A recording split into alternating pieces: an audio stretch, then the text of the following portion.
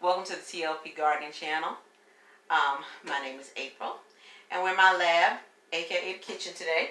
We're starting off here, and I want to talk to you a little bit about kitchen gardening, kitchen counter gardening, where you're taking groceries, you're regrowing. I had this potato, which I literally just forgot about, and you see it chitting, right? And a little calloused over. I cut it in half, and I was like, I'm going to plant this. And then I had these red potatoes. They've got eyes on them, you know. And I was like, I'm going to plant those. But I decided now to scrap that whole idea. A lot of things you can regrow. You can regrow onions and things. But sometimes if you make the decision to regrow the wrong thing, you waste a lot of time and energy and care. That you could have put that energy somewhere else in your garden. Alright, so the reason why I decided not to plant this was because I don't know its source. It literally was of one potato I had left over that I forgot about on my counter. I don't know if it's organic. I don't know if it was sprayed with something. We know that our food does get sprayed with items and chemicals that basically prevents it from growing. Because we know the job of the industry that sells us the food. They want us to keep buying from them, not growing our own.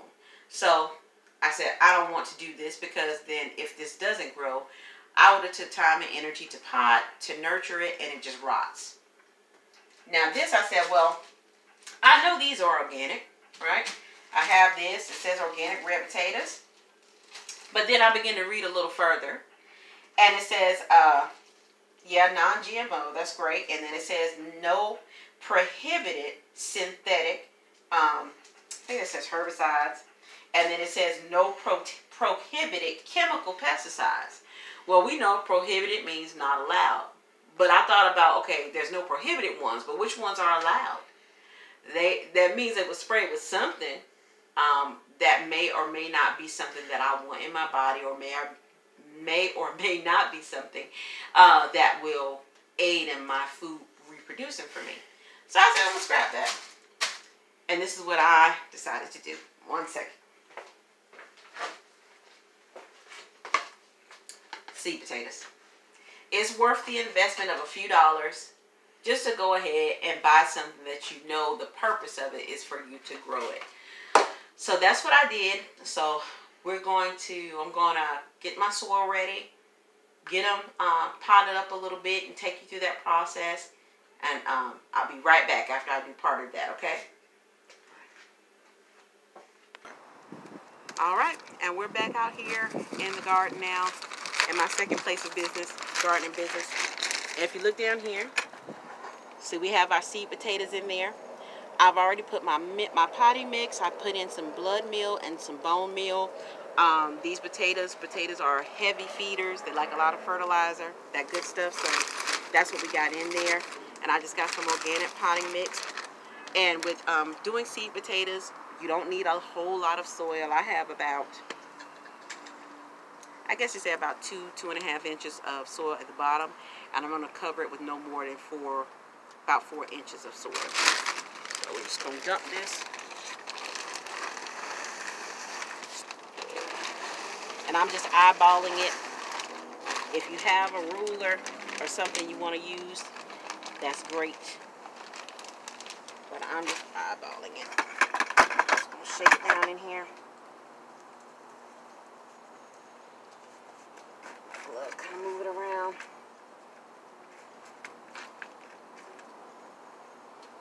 A little more. And another thing I did that y'all didn't get to see me do, I put heavy perlite at the bottom, because I am trying to prevent any root rot. So I've seen some gardeners actually use rocks and put some rocks at the bottom, because you just don't want it to have it standing in water. So the more rocky the bottom is, it's okay. As long as you have a little bit of soil, it'll do all right.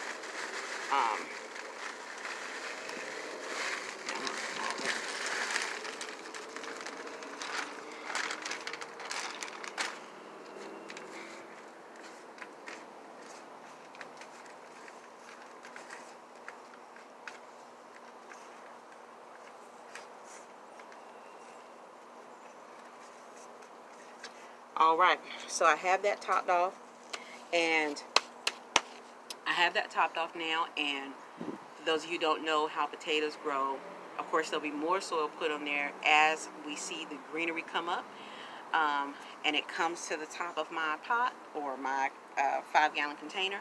Then I'll just add more soil to it. But that's pretty much it.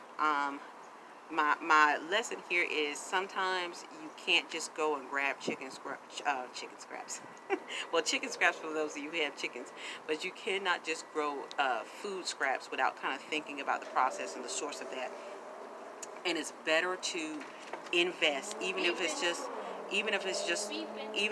a little bit of okay, no problem. Even if it's just a little bit of